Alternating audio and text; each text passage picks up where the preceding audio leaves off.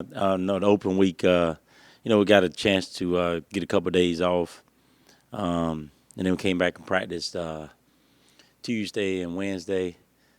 No, Wednesday and Thursday. Then we was off Friday and came back Saturday to get ready for A&T on Thursday because it is a short week. So it's an open week, but we didn't get a complete week off because we do play on Thursday. So it's kind of a short open week, and but we still got some rest, got some days off, and started going back up Saturday full gear again, Saturday, Sunday, Monday, and today. And tomorrow, of course, will be off day, travel day, and get ready to play Thursday night on national TV. So I think we went back to the basics and some fundamentals, offensively, defensively, special teams.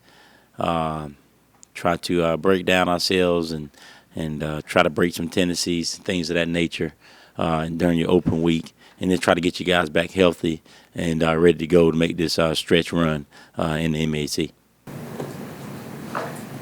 What do you see so far looking at A&T? Oh, they're very athletic, got a lot of talent, a lot of speed, very well coached. They got a good football team. Offensively, they've been scoring points. I think they lead the conference in scoring. Even though they got shut out last week, probably a lot of that had to do with they didn't have their starting quarterback. Defensively, they always been good, always can stop the run. They pretty much shut South Carolina State down last week.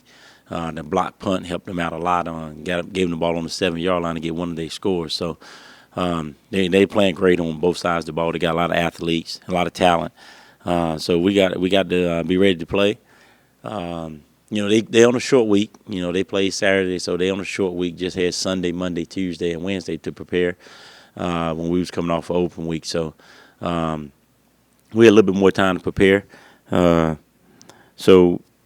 don't know, how much effect that's going to have on the game. But we're looking forward to going down and playing out the week off. We're ready to get back out on the field and compete, and no better atmosphere to do it in North Carolina A&T and on national TV. And what's you got the record obviously isn't what you guys would like right now. What's the kind of the vibe or the mood of the team, after a couple of off days and then getting back to practice?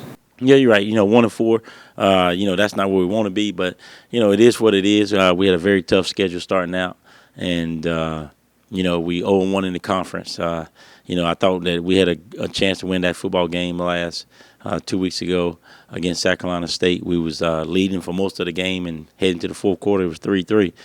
They made a couple plays, and we only made one in that fourth quarter, and that was the difference in the ball game. So, we got to get to where we are on the other end of those close games, and we come out with a W instead of an L. And we just got to learn how to win and keep competing and fight hard for 60 minutes. And I think our guys are going to get there. I said it from the beginning of the year that, we could be competitive with the guys that we have. Our first team we couldn't afford a lot of injuries. So, as you've seen, we played South Carolina State very competitive, and we plan on being very competitive this week at North Carolina A&T. What did you address mostly during I said even though it was a short bye week, but a lot of teams do some self-scouting and things like that. What was kind of the emphasis for you guys? Just a little bit of everything. I said earlier, we self-scouted a little bit, and then we went back to the basics, fundamentals on offense, defense, and special teams. And then we tried to get some rest the guys up. Just went out of helmets the first 2 days that we went out Wednesday and Thursday. So not to get anybody banged up, and but still go out there and focus and get better, but just do it with your helmets on. You guys are I think number one in the conference in total offense, but only 6th or 7th in points. What's that a reflection of? I think that's a reflection on one, the competition. Two, us just not executing when we get down in the red zone well enough, and we got to do a better job of that. We had some penalties that cost us, and we had some turnovers down in the red zone that just uncharacteristic that we need to stop. And this makes the red zone this off week, and I don't really think it's uh, not being prepared in the red zone. I just think it's execution in the red zone. We just haven't been executing in the red zone the way we should. If we execute in the red zone the way we execute in the field, we would have a lot of points. Like you said, we're getting yards. We're moving the ball from the 20 to the 20 or 20 to the 10. But then when we get inside the 10-yard line, we seem to shoot ourselves in the foot or something crazy happen, and we don't get the ball in the end zone. So we got to clean that up and do a better job of that. And that's my job of making sure that our guys know exactly what to do in the red zone and get it done. Hey, where do you feel like your run defense is at this point? I think they're pretty good. I think that the first 3 games we went on our 3-man line and we played upper competition, and that's always going to be the case. When the other team is bigger, faster, and stronger, and have more scholarships than you, they should dominate you and get some yards. And since we got in conference and we changed our defensive philosophy, the guys played a lot better. It's only been 1 game, but in that 1 game, we showed a lot of improvement and encouraged a lot about the play up front and those linebackers and the secondary guys. So we're feeling pretty good about our defense. Of course, they got to go out and play again. They got a very good offense, the number 1 scoring offense in the league this week. So we'll learn a lot more about those guys after this week. Was that a change in philosophy, or was it a 1-game thing where you went from more of a 3-4 to the 4-3? Oh, no, it was a change in philosophy because we brought in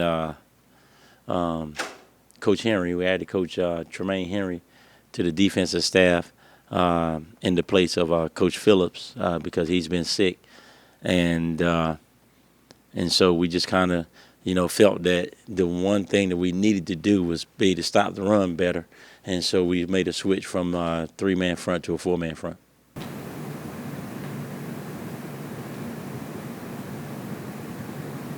Hey, how healthy are you guys going into Thursday night? Yeah, I think we're pretty healthy. We got some guys. Leon Short is out for the season. Dukes won't play. He got an ankle. I think those are about the only 2. So we're pretty healthy. We should be fine. We don't have any major injuries or. Short has been out, and we're not gonna miss him. He's not been there. And Dukes, he's been our backup running back, but we feel very good about Eric Carter coming in, getting carries, and can step right in and not miss a beat. Also on that injury front, you saw Justin Gilchrist for a couple plays on defense. Yes, Gilchrist is back, and he got some reps last game, and we expect him to play a lot more this game. And how about Mixon? Mixon is a game time decision. He's running around a little bit, but we won't know until Thursday night if he can go. One of the quirks of the bye in your schedule is that both you and A&T are coming off and playing the exact same opponent in South Carolina State. Just from the evidence in the box score, it appears that the offense had a better, for Hampton, had a better time moving the football than, obviously we're talking about the quarterback problem for North Carolina A&T, but is that a fair comparison to say you were more successful on offense than North Carolina A&T was against the South Carolina State defense? Any apples-to-apples comparisons you make? Well, I think we were more successful against that defense. We moved it a little better than they did, and we got in the red zone real close a couple of times, and we didn't get any points out of it. So, we very well could have scored a lot more points than we did. We moved the ball on them very well. With that being said, A&T didn't have their starting quarterback, and they didn't have their starting quarterback. So if that's what they want to blame, that's what they can blame. I don't know. A starting quarterback is a very important component in the offense, and so that very well could have a lot to do with why the offense struggled against South Carolina State the way it did.